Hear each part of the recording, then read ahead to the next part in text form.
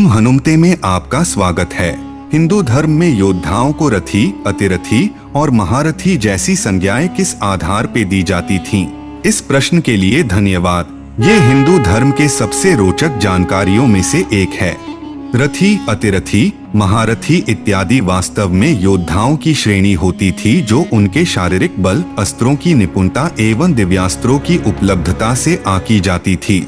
आम तौर पर हम किसी भी अच्छे योद्धा को महारथी कहकर संबोधित करते हैं, किंतु वास्तव में ऐसा नहीं है। महारथी एक बहुत बड़ी पदवी होती थी और इसमें गिने चुने योद्धा ही होते थे। प्राचीन काल में योद्धाओं को कुल 6 श्रेणी में विभाजित किया जाता था। यहाँ हम साधारण योद्धा की बात नहीं करेंगे।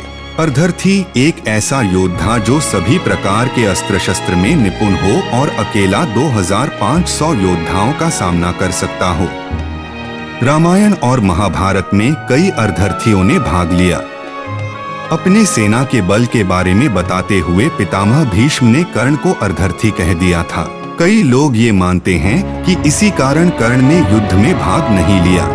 रथी ऐसा योद्धा जो 5000 योद्धाओं का अकेले सामना कर सके। रामायण में कई राक्षस जैसे खरदूषण, सुबाहु, मारीच और कई वानर जैसे द्विंद, गंधमादन इत्यादि रथी थे। महाभारत में दुर्योधन के अतिरिक्त सभी कौरव, द्रौपदी के 5 पुत्र इत्यादि रथी थे। अतिरथी ऐसा योद्धा जो दिव्यास्त्रों का ज्ञान रखता हो और 12 रथियों अर्थात 60,000 योद्धाओं के बराबर हो। रामायण में शत्रुघ्न, अंगद, नल, नील, विभीषण इत्यादि अतिरथी थे। महाभारत में दुर्योधन, कृपाचार्य, युधिष्ठिर, नकुल, सहदेव, धृष्टद्युम्न, शिखंडी, सात्यकी इत्यादि अतिरथी थे। भीम को 8 अतिरथियों के बराबर माना गया है। महारथी ये सर्वाधिक प्रसिद्ध पदवी थी।